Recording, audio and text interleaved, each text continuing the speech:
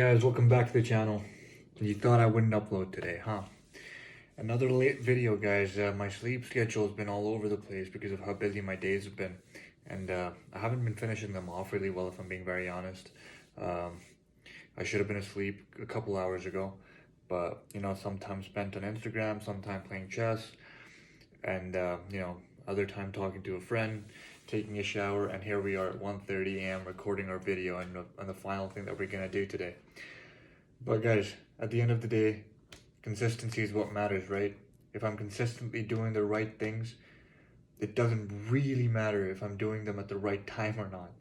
So, as long as those things are being accomplished, that's all that matters to me for now.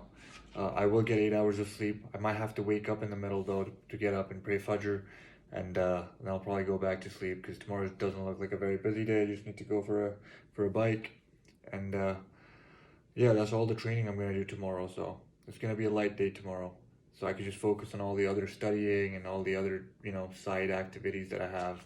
It's crazy how I put studying in the side activities, but that's how it is right now, guys. But guys, let's get into the topic of the video. Uh, Guys, as a Muslim living alone, away from my family, with not a lot of Muslim influence in Canada, I've struggled. I've struggled with my Islam, right?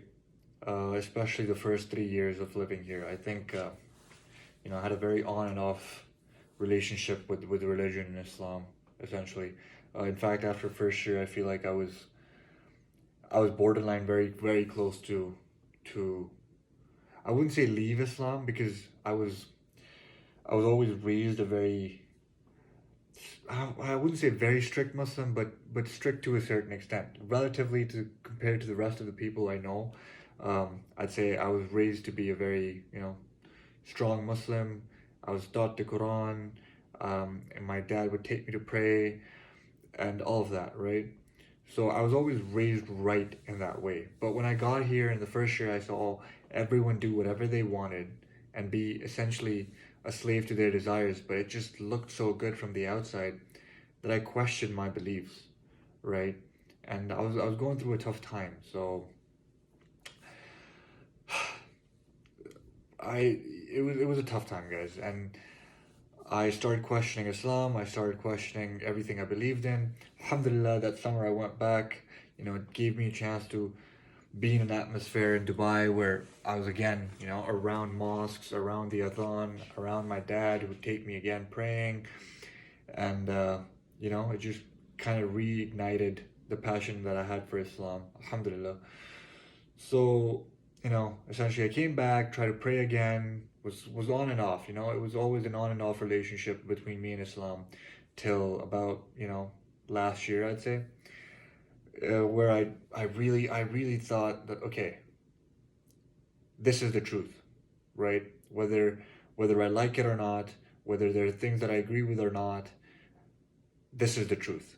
And if this is the truth, then my opinion on it doesn't matter, right? If Allah is there, and if Allah has created me, and if Allah has given his say on matters, then my opinions on those matters don't matter.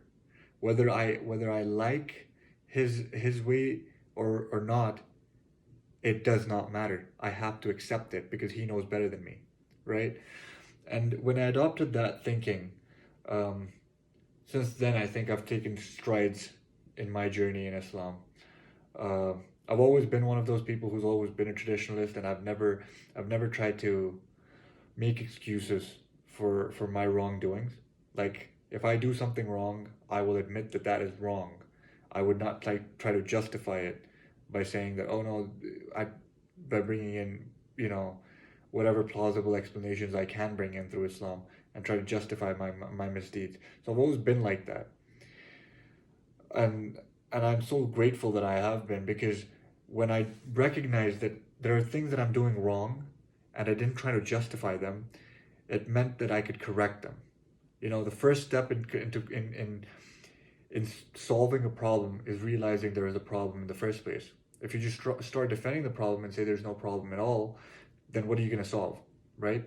So I always recognized that there were things that I was doing wrong. I tried to I tried to justify them by leaving Islam altogether, but that was never going to happen because I innately, subconsciously knew it was the truth. And no matter how much you wanna look away from the truth, it will find a way to look you back in the face, right? That's how the truth works. That's how Islam works. So now I'm at a point, 5 minutes into the video already, but we'll get to the main topic now. Now I'm at a point where I wanna take my journey in Islam to the next level. Like I want to become a better Muslim, and my goal is to become a proud practicing Muslim. Since I've been here, I don't think I've been very proud of me being a Muslim. I've always been shy to pray in front of others. Um, I wouldn't talk about Islam much because I thought it would annoy people if I talked about it, and I'd sound like a wannabe preacher. But as a Muslim, I think it is my duty to talk about Islam, right? It is my duty to do dawah.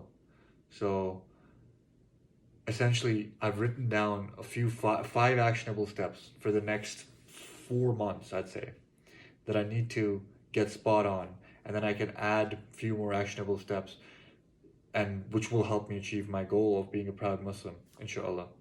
And I want each and every one of you to follow these steps with me, right? If you're a Muslim, I want you guys to follow through, right? And these are very simple and easy things that we've made so difficult because of reasons. Because we are too lazy. Essentially, that's the only reason I can think of, right? And so the first step is to pray 5 times a day, right, on time. Now, I've been on and off this, and as a student, I understand the struggle of praying on time and of praying 5 times a day.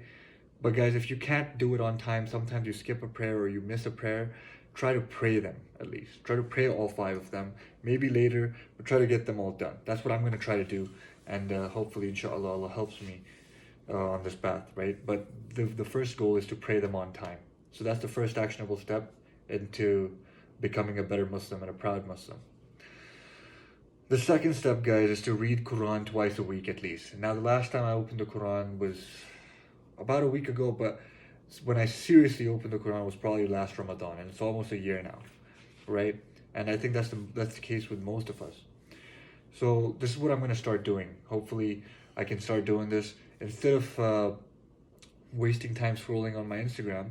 I'm going to start scrolling on the Quran and start reading the translation only for now, because I've read the Quran before. I've read it in Arabic multiple times, right? I think I have the tajweed down. I know how to read it essentially. Yes, I might stutter a few times. I might be rusty when I start off again, but after a few days, a couple of days of practice, I get back to it. But I've never truly understand the Quran. Maybe parts and bits of it, but not all of it. And that's my goal right now. It's to understand what the Quran is saying, the message the Quran is trying to send to me. So that's the goal. So that's what I'm going to start doing. I'm going to start reading the English translation of the Quran at least twice a week. I've already been reading books. So I was just thinking to myself, why am I not reading the best book there is to offer, right?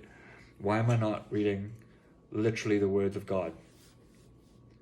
Why am I reading books from various authors that may know a lot, but they don't know as much as him, right? They don't have the message that he has for me. So I'm going to start reading that at least twice a week and then slowly build on that habit. For now, pray 5 times a day on time and read the Quran twice a week at least. Now, the third thing I wanna talk about is meditating, guys.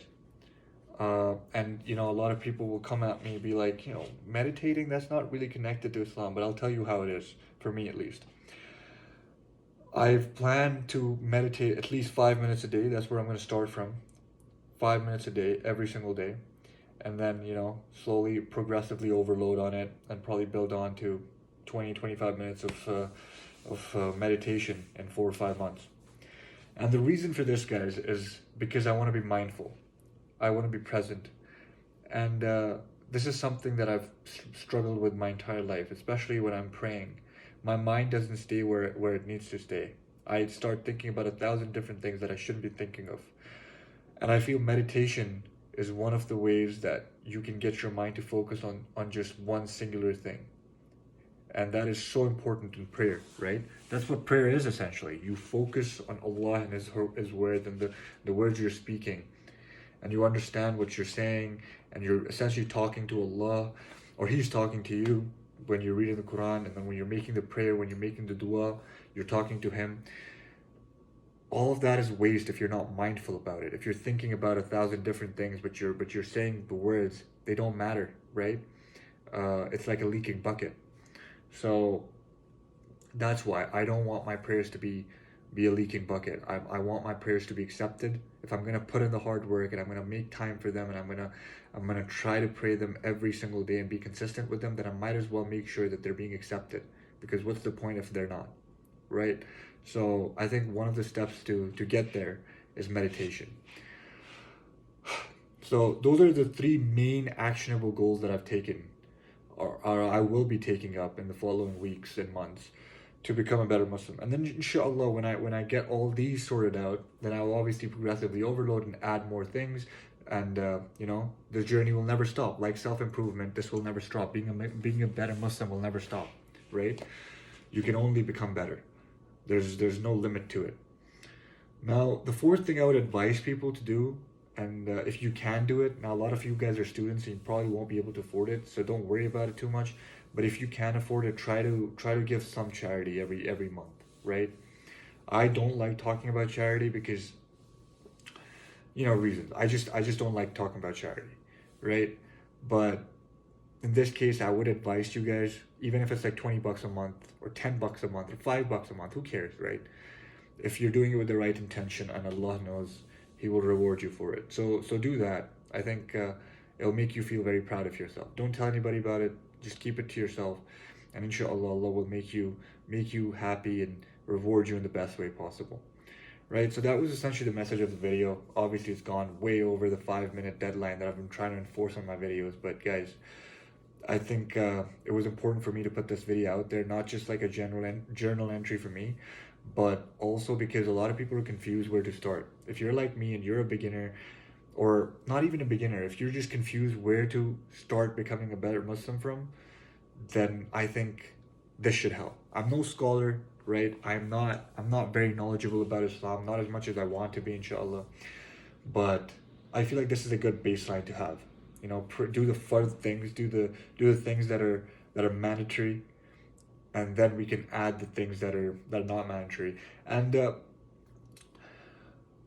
I also want to say that with the prayers, if you're starting off, this may sound bad, but the way I see it is, again, in terms of progressive overload, I personally would not burden myself with the sunnahs, right? If I'm just starting off prayer, now, for example, at the stage where I am, where I've been working on this for the past 6, 7, 8 months to pray 5 times a day and on time, I personally would take up sunnahs because that's the stage I'm at. But if you're just starting off, if you don't pray at all, if you don't pray even once a day, right, then to incorporate every single rak'ah of sunnah and fard together, it'll be kind of difficult for you. So just a word of advice that just start with the fard, right? Just pray the fard. Just pray 2 for Fajr, pray 4 for Dhuhr, pray 4 for Asr, 3 for Maghrib, and 4 for Isha. Just do that much, right? That's what I'm doing currently, right? Now, obviously, I'm at a stage where I think I need to improve. I need to start praying sunnahs. So I'll start adding sunnahs for Fajr, inshallah, then for Dhuhr, and then so on, right? So that's the next step for me. But if you're just starting off, guys, don't overburden yourself, right? Now, obviously, if you genuinely think you can, and you won't be distracted from it, then go ahead and do it. Because obviously it's an amazing thing. Or just do it whenever you can or whenever you feel like it, right? But for the fard, there's no feeling like it or not. If you're a Muslim, it's a duty on you. You should be doing it anyways, but make it a habit now, right? Make it a consistent thing, and inshallah, may Allah guide you and keep you guys on the right path, bring you guys on the right path, give me and you and all of us hidayah, ameen. And yeah, guys, that's about it. That's all for the video today. Hopefully you guys liked it, and stay on the self-improvement train. I love you guys.